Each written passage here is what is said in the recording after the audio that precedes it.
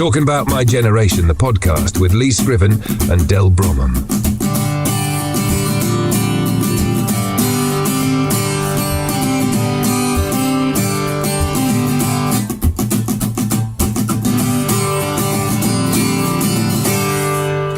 Hello and welcome to another fine edition of Talking About My Generation. There you go, got it out. Roger Daltrey would be very proud of that introduction. And I'm pleased to say I've got a band I've got a lot of time for, and a lot of people around the world have got a lot of time for. Sir-Vere, from my manor, from around our area, but they're great friends and great musicians, and as I said, a great band. Stevie, say hello. Hello. Hello, sir. And Craig. Hello. Hello. How you doing? Okay. Well, as per usual, let me tell you a little bit about the band first. I've just said Sir-Vere. Three-piece band now, right, guys? Yeah. Yep. So with Gary Moreland, I should say, on basically on the guitar and being a musician. All instruments, production. Yeah.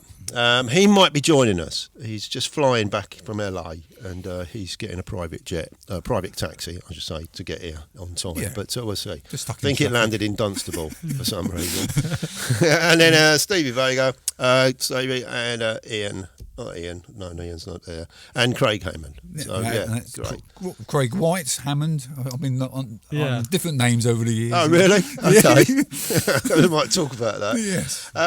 Performed all over the country, all over the world, including Glastonbury and Ibiza. And the most impressive part of that is they can remember it, can't you? We can just about all the mud and all. Yes. Yeah. That was more about the other things in Ibiza, really. That was a little bit before my time, man. Oh, okay. It was, yes. Yeah. That was early doors Sir-Vere, when we were a different entity completely. So.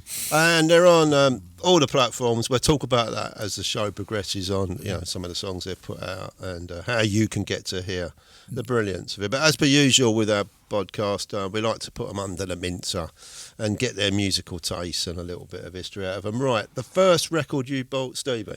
Oh, God, Prince Party Man. Didn't have a record player, so I had to get it on cassette. Right. But the B-side had a B-side was amazing. It was called Feel You Up. Mm-hmm. I think it was the only place I could ever find it, and it was a really, really good track. I mean, it was filth because it's Prince, but it was amazing. Really, really great musician. Great musician. Like one of my absolute faves. It's funny actually. I've just been, as people might know, I do a radio show on a Sunday, and I've just put Raspberry Beret on and a little chat about it. I mean, that's one of my. I think Cream as well. There's so many good songs, but I do love because it's very Beatles, as in Raspberry Beret. But interesting that he got signed up when he was 18, and the record company gave him time to develop, and boy, did he develop. I mean, he was just a machine. He had like 17 different instruments he could play. Thousands of songs he wrote. I mean, they're still finding them now. I mean, it's just like in the vaults. I mean, he's in his palace. You know what I mean? And then what happened with Warner Brothers, where he changed his name to the Symbol. That was just to get out the contract because they just wanted him to kind of keep producing like it was a machine, Purple Rain over and over again. You know what I mean? He's just like, no. I wish he could have. All the greats like the Bowies and everything. But he moved on. And what often gets overlooked, and it's a shame Dale's not in the room with us. He's busy in a studio somewhere making another anthem that'll sell 1 million around the world. But I know he would agree with me that what gets overlooked with Prince is that what a brilliant guitarist he is. There was when he was doing the While My Guitar Gently Weeps, that solo was just absolutely. And also his cover of Radiohead, the Creep. Oh my God, that was even Radiohead say was his version was better than their own version. And like Nothing Compares to You as well. Yeah. Like, So many tracks he did that he just kind of give away. You forget, don't you? Like Manic Monday. That was just just a machine. But and I know a good friend of mine, Stephen Wixie, saw him live at the arena. He did like the normal sort of Bruce Springsteen type show, 2.5 hours long. Yeah. And then he got invited to an after show party, and he played for another hour and a half. Yeah. It's just like unbelievable. He couldn't believe it. He'd seen the whole gig, and then he went, and he said he'd done virtually the whole gig again at like 1:30 in the morning. Great guy. Yeah, sadly miss. First band you ever saw live, Clive? And this can be a pub band. It can be, and I'm not talking about a big band. Ramones. The Ramones were the first band. The first band I ever saw. saw. So you haven't seen Billy and the Bletchley Boys down the Plough? I got away from all of that side of things, and I was a little punk. Great. Schoolboy punk, and my parents, bless them, drove me down to the Hammersmith Odeon to see the Ramones in 1984, 85. Yeah, 84 was the Too Tough to Die tour, and while they were still good, and that's probably their last great album, which they did. And I went in there in my leather jacket, thinking I was all it, sort of thing. And I came out of that gig, and that leather jacket was part of my skin. It literally, it bonded to me. It's the sweatiest, liveliest gig, still to this day, I've ever been to. It's just I envy you. I wish I had gone and seen them. I really do. I do love the band. Stevie, your first band, I say it can be a local band, just a jazz band playing at a pub. I was like a late starter when it come to bands and stuff. I mean, my dad was in a band, but I never got to see him play. I saw him in rehearsals and stuff, and he was like an audio engineer for a band called Quest who did covers, and they were quite big up north. But the first time I actually saw a proper band was Big Day Out. Oh yeah. Oh no, tell I know it was Ozfest. Sorry, which was before. Yeah. Oh okay. So imagine that was like Pantera and Soulfly. Was that at the Bowl? Yeah. Yeah. That was a hell of a gig. That like Ozzy and. That's not a bad first gig. Like Ozzy and Sabbath and that lot, man. That was amazing. So coming back to you, Craig, it might be the Ramones. Was there a band or a musical moment that inspired you to become a musician? And I'll give you an example on this. I had seen The Who were the first band I saw live at Charlton. Which is a bit bonkers. Yeah. But they were like rock gods. Yeah. They didn't. So I wasn't sitting there. I was just absolutely away with myself. How much I enjoyed it, but it didn't make me feel that I could be them. Whereas when I saw Dr. Feelgood at Dingwalls, bang. I completely identified. Got me on the milk and alcohol. Yeah, well, that was a bit later, but yeah. But was there a band? Was there or a music? It can be a record. It could be something you heard on the radio. I'll tell you exactly what it was. I mean, I was about 9 or 10, and Old Grey Whittle Test, Adam and the Ants Invasion, and they did their performance, and it absolutely hypnotised me. It absolutely, like the colour, the glamour, the rawness, because that Kings of the Old Frontier period of Adam and the Ants was just amazing. It was all like inspired by Malcolm McLaren, the old sort of the tribal. Well, he'd been around the scene, hadn't he? He'd been around the sort of late punk scene. He was like, he was a punk, but he came out. It was more of a post-punk. Dirk White Socks was huge. I love that album, 1979.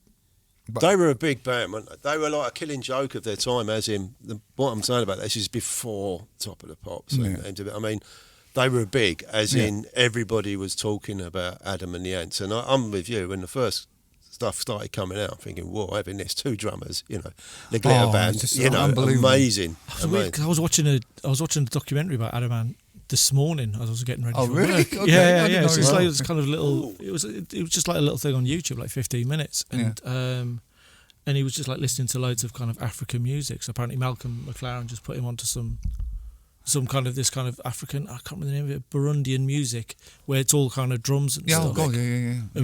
And he was saying that he liked the idea of using his voice as something kind of percussive and powerful.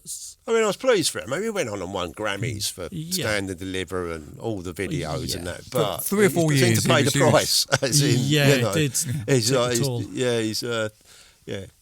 as we touched on earlier, I mean, the label would trying to push him too much to keep releasing, and Adam wanted to do something different on every album, a little bit like Bowie, really. I mean, he wanted to do something different every time. Yeah. And unfortunately, that's what caused his career to, his mental health went, and he just, Shame. But wait, great legacy, great band. So that was the moment. You felt, Old Grey Whittle Test. I was not literally, I just remember switching over the TV, and Old Grey Whittle Test came on, and Adam and the Ants came on, and it was just like, wow, that's what I want to do.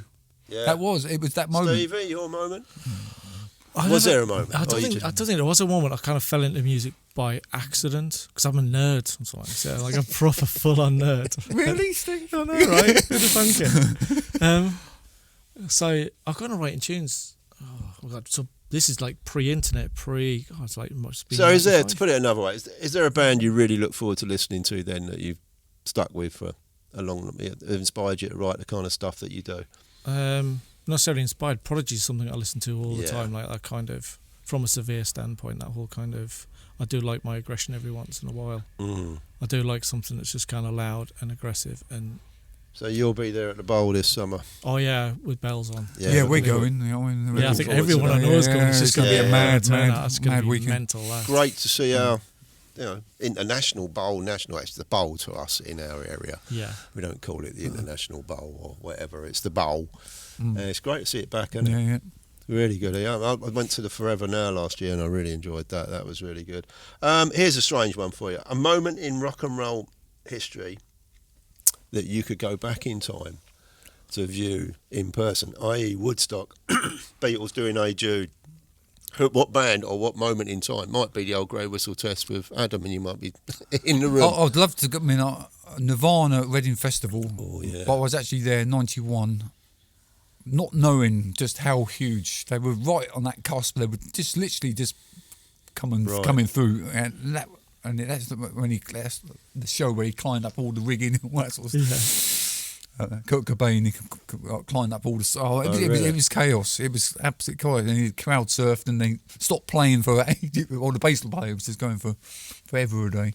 But you'd like to go back and take more notice of I it. would have done, but I was absolutely hammered at the time. Does help. Stevie, is there a moment, a video being made or a TV program, you think, I wish I'd been there to see that? What if we could actually go back in time? Yeah. Any gig. I'll tell you what. Like I'd always want to see like Zeppelin play, like in their heyday. My dad saw them a couple of times. He said honestly, he said they were a bit rubbish, but there were times when when they were absolutely spot on. I think one of the gigs is when he catches the dove. He's like holding the dove and then he releases it. Yeah. So that's.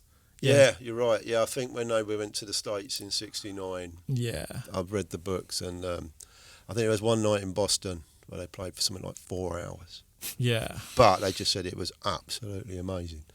Yeah, they were very original, and one of my favourite bands, to be honest with you. Right, a bit of a weird one, but a lot of the listeners sums you up on this. Your favourite James Bond? Sean. Yeah. Daniel Craig. Yeah, that's correct. Yeah, I can get that.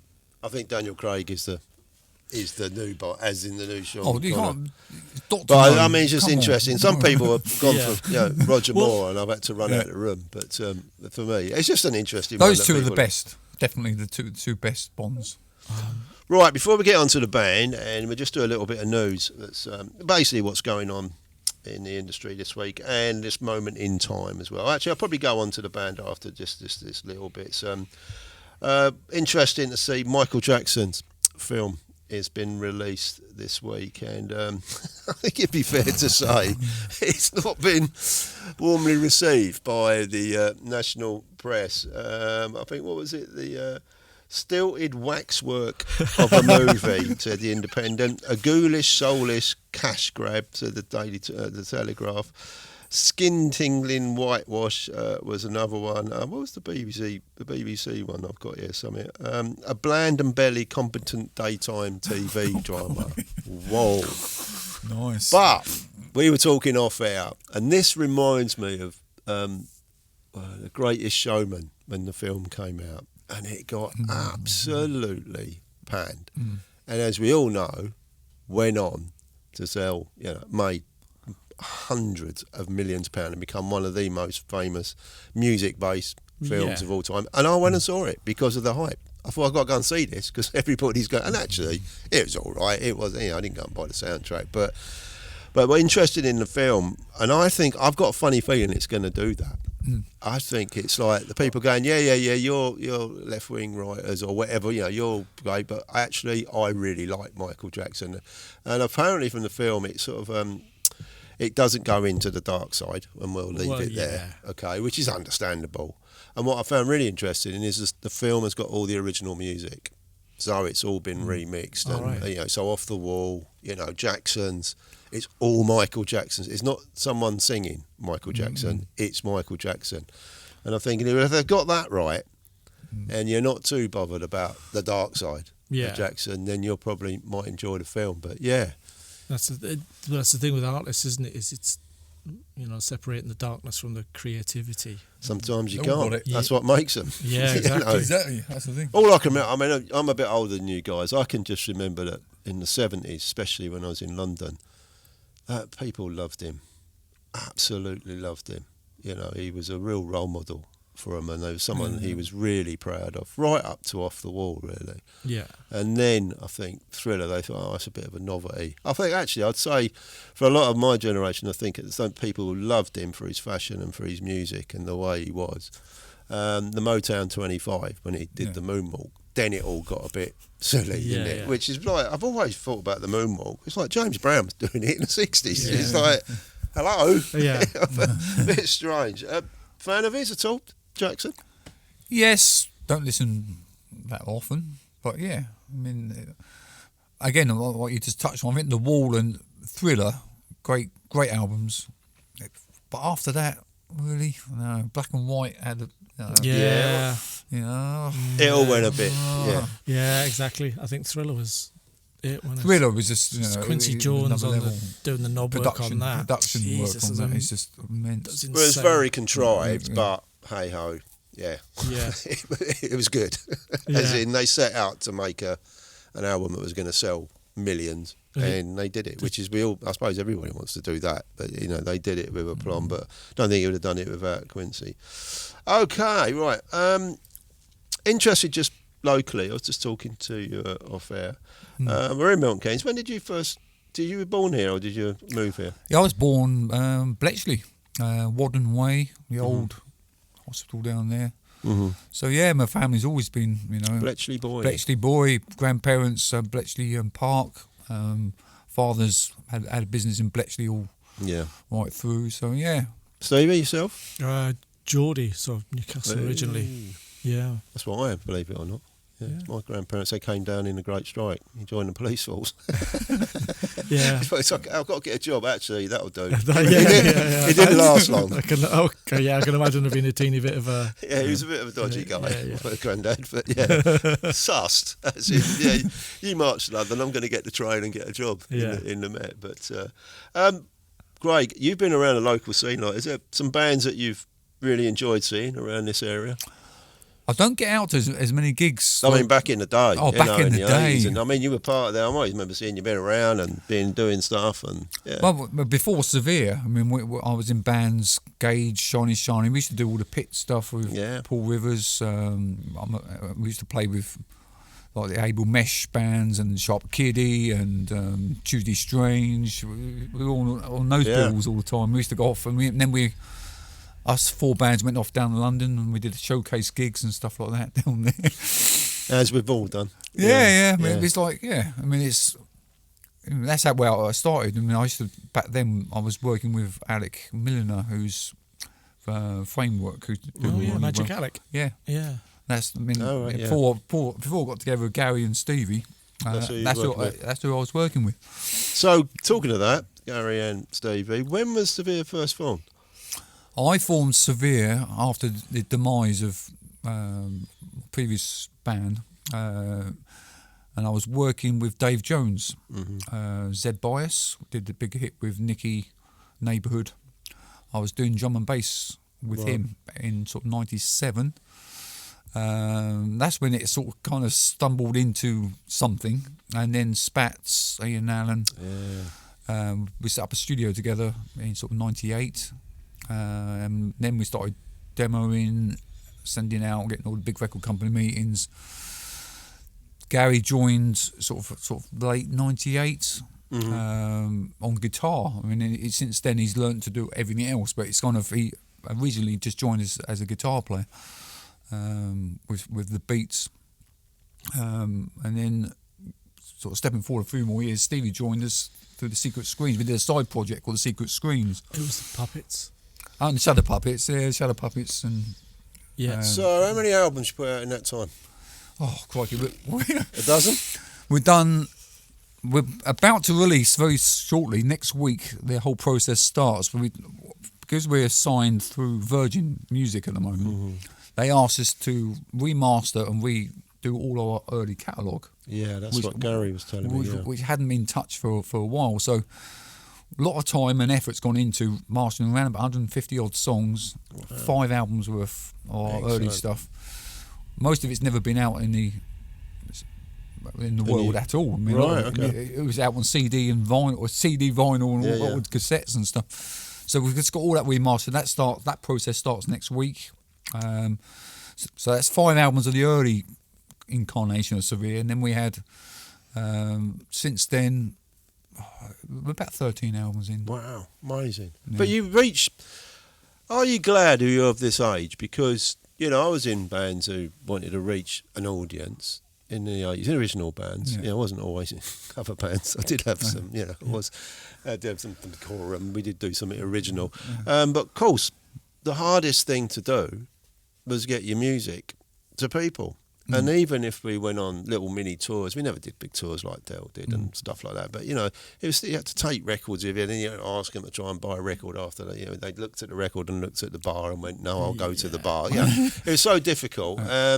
You can say, but there was no, but what really impresses me with you is that you've embraced the modern world. And in a way, it's embraced you. It's paid off because people all around the world listen to Sir-Vere. I'm right in saying that. Yes. Right? Oh, God, yes. I mean, I still think we're sort of shadowed, in the shadows still a bit, though. I mean, we've always been on the cusp of greatness for 25 years. Well, every band has. I think every band is all about tomorrow. And I think that's a healthy thing.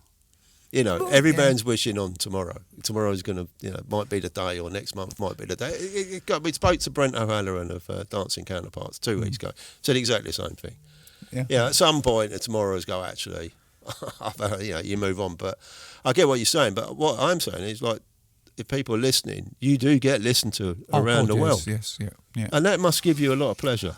It does. I mean, and it's like the other week I had a radio interview in San Francisco. Yeah. Suddenly I was asked to go on the radio show, and he came on the show. I've never spoken to this guy before, and he came on and he knew most of my catalogue, and I was like, how does he know all that? It's because of the internet, isn't it? Yeah, but he went right back. He went back to stuff which was even before. Yeah. So it's just amazing. I mean, there are people out there. We have got fans around the world who know a lot about us, which is really nice. Does that keep you going, Stevie? That kind of stuff that that you're not just playing it for your mates down the pub or mates in your own city. I think so. Yeah. You've got an audience who are hopefully going to enjoy what your creativity is doing. Yeah, I think so. It's I think for me in writing music is something that I've always done kind of for me, and I'm kind of grateful that the stuff that I bang out that other people get a kick out of and they enjoy, and it is nice to have people like loving the stuff. I think what some artists end up doing is they end up getting kind of almost like sucked in by what people want, or overcomplicating things, or trying to think what people want rather than just doing what they do. And that's what Gary's really good at. That's the whole thing. That why this all works is Gary's the key ingredient of this. He just does what you want. He gets inspired. He is not led by any style or any genre thing at all. When we go in the studio, he'll write something, we'll start something, and it can be any style. Well, that's Gary Moreland, isn't it? Yeah. Because he has absorbed influences from all. And you're talking about my generation. He's absorbed influences from my generation's people as well. Yeah, he's not. I agree with what Stevie's saying. I think it's the greatest sin, as David Bowie has said, and many I say, where you start creating what you perceive the audience want. Yeah, and I've done it. I've done it with films, and I did it with films, thinking, this is what they want, and then we'll be okay. And it doesn't work out. You just got to do what you want to do, and then if it pays off, it's great. I mean, you got to be sensible about it. Well, things right back in the day, I think we were lucky to go through that period. When we had early record company, so Warner Brothers, RCA, we did the whole lot, and they were loving our stuff, but they wanted to move us into some genre that they were comfortable with. Yeah, they wanted to bring their own producers, bring their own. Let's get you a boy band. Oh, Craig, you can look pretty good. Put some more makeup on. You know what I mean? It was like it was always this element to it all, and And I just went, no. That punk in me said, Yeah. no. We're sticking to how we want to do things. I mean, you take us for, you know.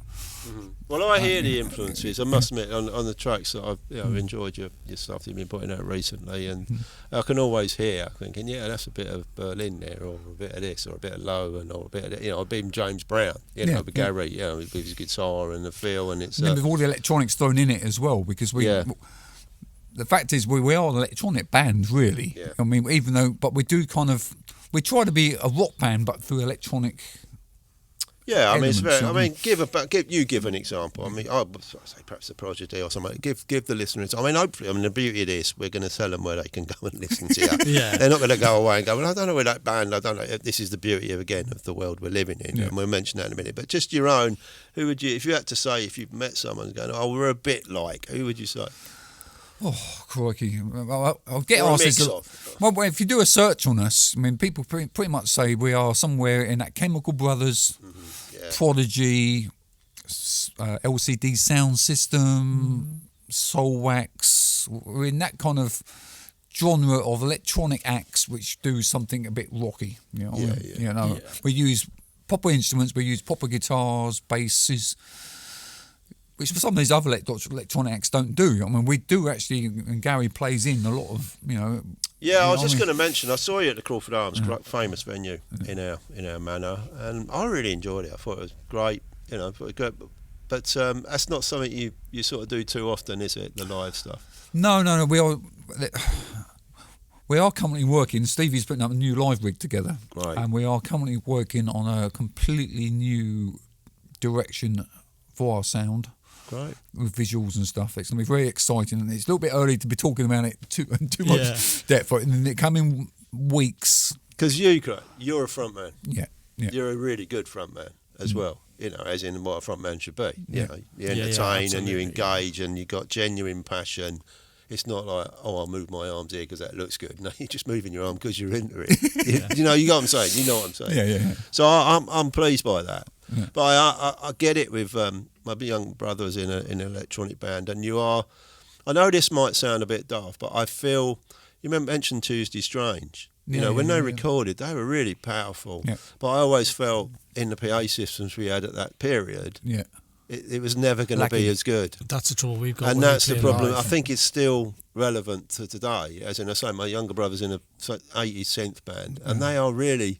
I feel for them because I've seen them at a few gigs in the PR. I'm thinking, I wouldn't have gone on, guys, and you're reliant on it. But when it's great, it's amazing. Yeah. But so I suppose you've got to take control in a way. You've got to sort of, if you do a gig, then you've got to book your own PA, I just think, and that kind of thing. I am right in saying that. You are very reliant on the singer. we need a bit of low end, but part of the new rig I'm developing, I should be able to just tune the sound to the venue. No, that's the thing. We'll hopefully be carrying a rig where we can adapt it to each venue. That's it.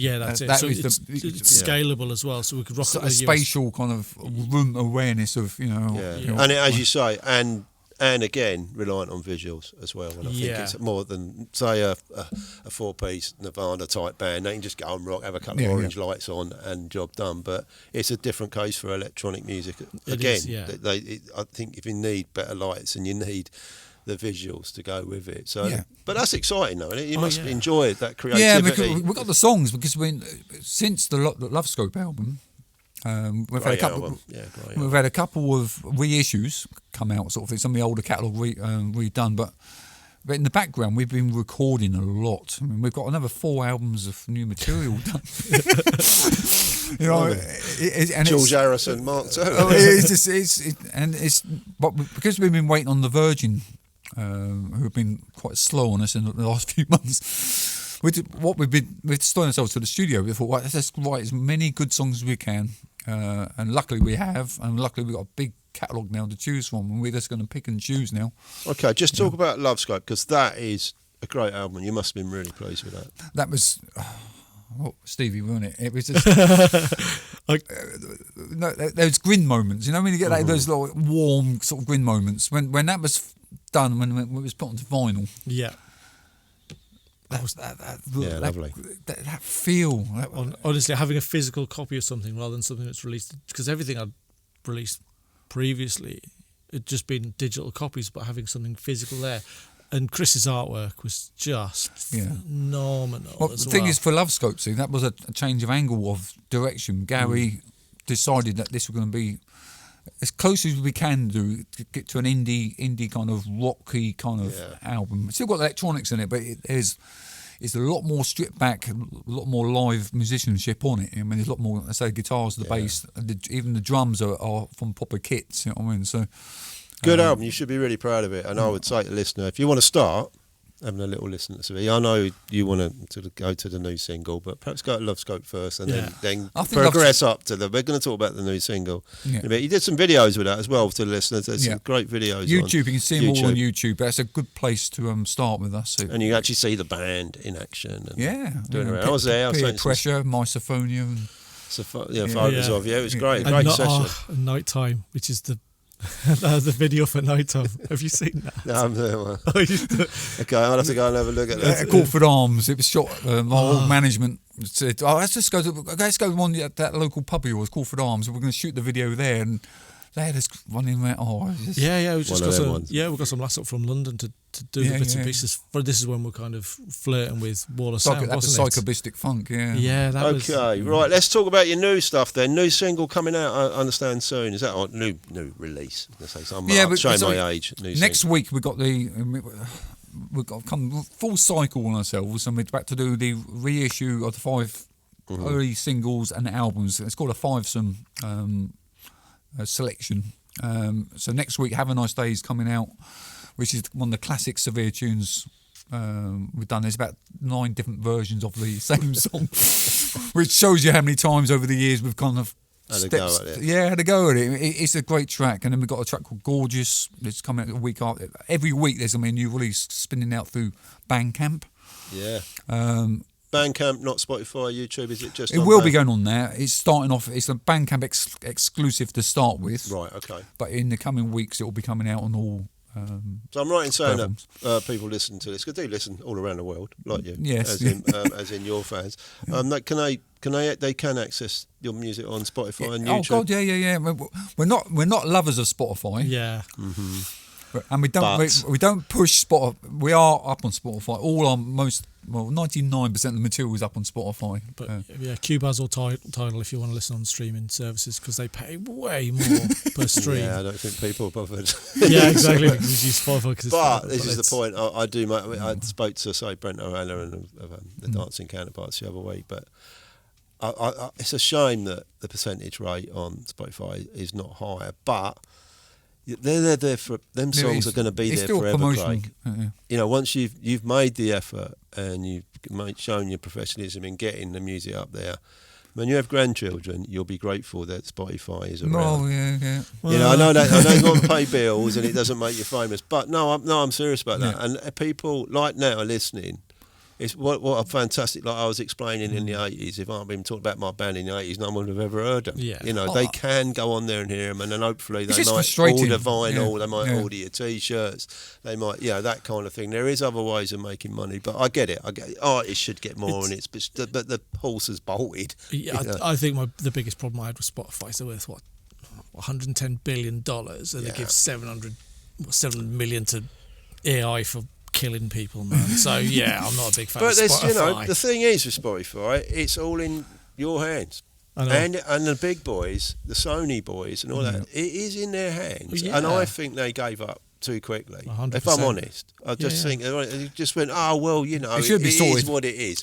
If they've all gone, Spotify wouldn't survive without all the greatest bands in the world being on it. Yeah, exactly. And if all the greatest bands, there ain't that many record companies. If they all just went, we're not doing it anymore. Yeah. And they all did it. Suddenly, I think you'd find the royalty rate would go up a bit. End up me paying more for it, which is fair enough, to be honest. I was paying £15 for a CD in the 80s. A crap one, that wasn't even digitally remastered, but I wanted my music. And now I'm paying £15 a month and I can listen to music 24/7. Yeah. So it's not equated. So there's a good talking. The thing is, when we had one of our songs last year over 100,000 streams, which you think, that's really good, 100,000 streams, but it came down to about Yeah, go and buy an ice cream. £25 or something. I mean, it was like Snoop got it. You know what I mean? Whereas 20 years ago, 100,000.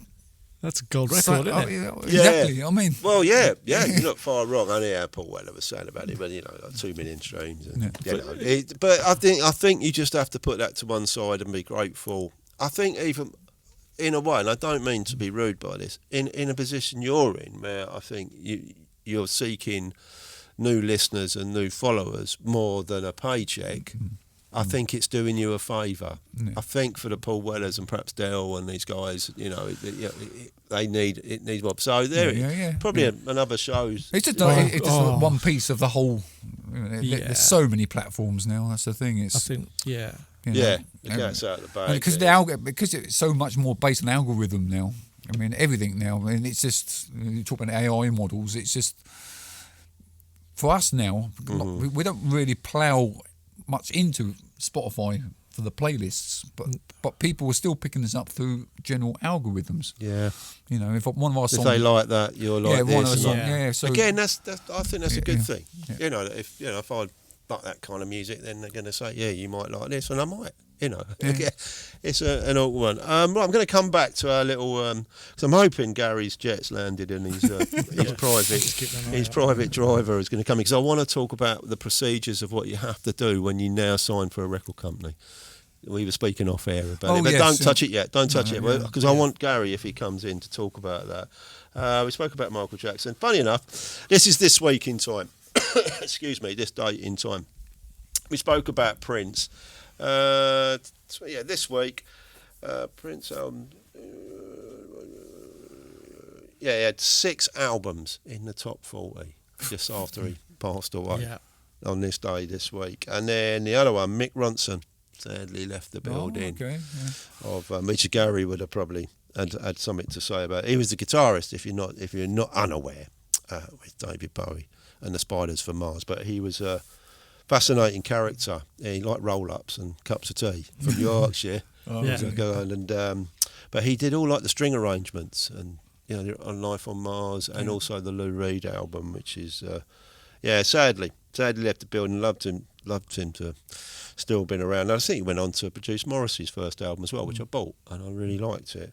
Adam and Jan, as I said, this week they were there picking up their Grammys in America. You wouldn't have called that when you saw him on the Grey Whistle test, would you? No. It did move so fast for Adam and Jan, didn't it? He sort of went from this underground hero and then boom, and then of course his timing was really good, because the video, it was video killed the radio star kind of thing, and it did. It killed everything. Well, that music, that really sort of, and Stand and Deliver, Prince Charming, those two. All I remember was, what's the matter, you? Hey, God, no respect. That being in the charts, what felt like forever, and then Adam Ant just come along and just knocking that off. Yeah, thank God. Yeah, kept Vienna off number 1. That didn't it? Don't mention that song to me, because he nightmares still.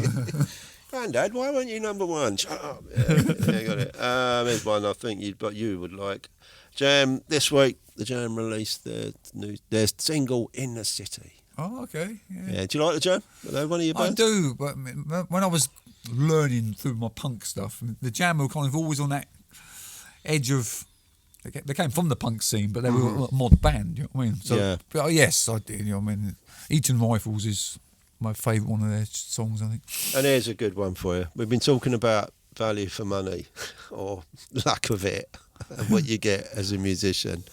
But here's a little story. It's to do with the Rolling Stones, 1963. Andrew Oldham and his agent, Eric Easton, signed a management deal with the Rolling Stones, buying the rights to the band's first recordings for £90.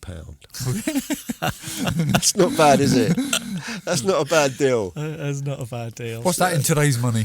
I mean, it'd probably be a couple of grand, but no, it'd be more than that. No, I don't think. I think it. Yeah. Anyway, but not ridiculous. I think the return was quite right, but well done. And of course, I've got a lot of time for Andrew Oldham. What he did with the Stones, I thought was magical, as in the way he managed them. Yeah. No one had. They touched on a little bit of a bad boy. Cliff Richard was deemed as a bad boy for a while. Just like we're all laughing. Yeah. But he knew he was clever. No one, I don't think, in rock and roll had really it was the Sex Pistols of that period, wasn't it? You know, we go and having a wee in a petrol station outside. It was like, wow, outrage, 6 o'clock night. But he cultivated all that. And he learned his craft with the Beatles, but you can understand why the Beatles went, I think you better move on, mate. Yeah. Not the right band for you. And then he went and got them. And then, of course, he formed Immediate Records. P.P. Arnold, Small Faces, and everything. But I've read his book. It's strong beer. Okay, well, Gary still hasn't landed, or his driver missed him up. So before we wrap up, I think it's an interesting point. I'm very interested to know, and I think the listeners will be interested to know, because we are talking about a certain generation, and my generation, back in the day, you recorded cassettes, you sent them off in the post to A&R men, and you become a rock and roll star. That was the myth. I don't know if it was the truth. If Dale was here, he might laugh at that.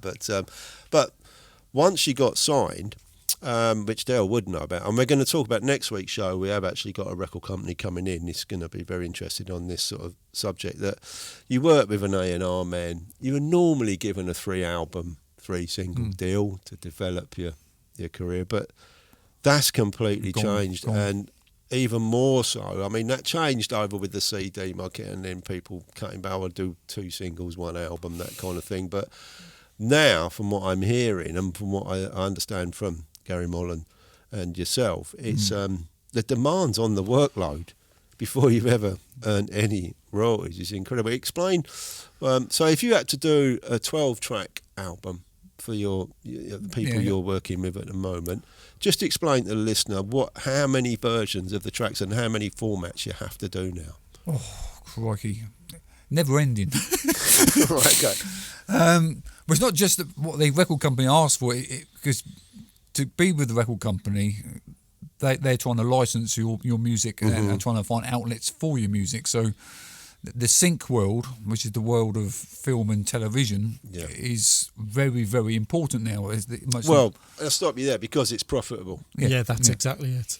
Yeah, so carry on. Yes, so now when we finish a track, it's not just the finished WAV. WAV is the highest. Yeah. You've got your MP3, and you've got your instrumental, and then you've got to have your a cappella, then you've got to have your 30-second snippet, the 60-second snippet, all mastered. Of each thing? Of each thing, yeah. So when you're saying a cappella version, you've got to have the full song, then a 30-second version, and a 90, and then the instrumental. Yeah. And they've all got to be marked accordingly. You've got with the mood, the genre, the style, the BPM. You got to have all the details. All the details need to be attached in that file as well for every single song. The reason behind that, Stevie, is it that they can just send a couple of 30-second clips to a film producer and going, would you be interested in this? Yeah, that's exactly it. So it's just a case of, so it's all about, I guess it's all about kind of exposure and usability and all that kind of stuff. So it might be a case of, you got the full track with all the vocals and everything, but we just want a snippet of that bit from that track. They need to have all of it. If they don't want the vocal bit, they need to be able to quickly get to the... Yeah, it's all about immediacy of options. Because bearing in mind, from a music perspective, there's so much music out there now. There's so much, because it's so easy to write. You still got to be relatively creative and stuff, but you don't need to go to a proper studio anymore. Especially if you're writing electronic music, you can just do it on a laptop. Sit in a Starbucks, just bash I suppose in a way, I mean, I understand it. It's just remarkable. There's a lot of work. How much things change. The admin part of, because I do most of the production house stuff for the band, and it takes up so much of my time. I mean, I'm a songwriter, and I'd love to be more of. I do still write a lot of songs, but it's kind of, but because of the admin side of things, what the companies expect. It takes up so much time. It's just to be Adam in the end. As in going, have a few beers, do the session, then go and have some more beers, go, and that's it. And have a hit record. You haven't got to sit there. You must not want to hear it after a couple of weeks of doing all that kind of stuff. It must be quite difficult to do. It is. I mean, it's. But the thing is, I know the catalogue inside and out. I mean, it's Gary, writes a lot of the tunes. We work together with Stevie, and we get these songs finished. But it's kind of, that's just the start of it. You think just recording the song. Is he's the most important part. It's not. Wow. It's very interesting. And I know from Del, he's touched on this before. I think Del might explain the record company do what you're doing. As in, their staff would do that with the master tracks or whatever. If you're with a decent label, they should do a lot of that for you. But we were expecting this from Virgin, our current label, but they were sitting there for a whole year. They did nothing because they knew that to do that. So I went, okay, I'll do it myself. So well, I think that's commendable. I always think the more you control your art, the more pleasure it'll be if it ever, hopefully at some point it does get listened to and Tarantino wants it for his comeback film. Yeah, you never know. Yeah, you don't know, especially with Tarantino. That kind of thing. Yeah, and I think for kind of kids, I say kids, like young artists upcoming now, the whole music business has completely changed, and I think that's why the business is struggling in general. Because back in the day, it would be a case of you'd make your living from selling your tunes, and then you'd use your gigs to promote the tunes, promote music. Yeah, and now it's you use socials. Yeah, that's how you make your money. You make your living from your socials. Yeah. Your gigs become like personal appearances, and then your music is almost like your flyers. Yeah. Where to kind of using that for your promotional. It's product. It's part of the product. It's not the product. It's part of the. It's part of the whole thing. It you get. Okay. Well, thanks, gentlemen. Sadly, I don't know. He's going to walk away. Yeah. I can just imagine. I bet he's outside listening, going, "Hang on, I think Lee's rounding it up." He's a bit shy, Gary. I'm sure we can organise another time. But shame because I'd love to talk to Gary. But we'll do that another time. He's a busy man. I think I'll end on the quote of the week, which has to go to Prince Charles. Have you seen it? If you remember, Donald Trump stood in front of NATO, all the representatives, about I don't know how many, a few months ago, and said, "You're lucky. If it weren't for America, you'd all be talking German." Yeah. And good old Charlie was at some wine and dine big cheese thing, and he said he just reminded Trump, he was sitting about 2 foot away, saying, "If it wasn't for us, you'd be talking French." Yeah. And I'm like, yes, thank you, Charlie. But then again, comes from a man who expects us to call Camilla a queen. There's my MBE. But fair play to you, Charlie. Give yourself an MBE, but then you're the king. Yeah. Well, thanks, guys. It's been nice to have a nice chat. Like I say, 3 old men in the bus stop, as I said. So yes, you can find... Anything you want to say about Sir-Vere, say it now to the listeners before we're across all the socials. I mean, just do a search in... most people do now. Just do a Google search, you find us. We're on all platforms. Brilliant. Okay, well, there you go. There's a full recommendation. And do have a listen, especially Love Scope, one of my favourite albums. Great album. Great band. Great to talk to you. And hopefully we'll be talking to everybody again next week. Thank you, guys. Cheers. Thank you very much. Bye. Talking About My Generation, the podcast with Lee Scriven and Del Bromham.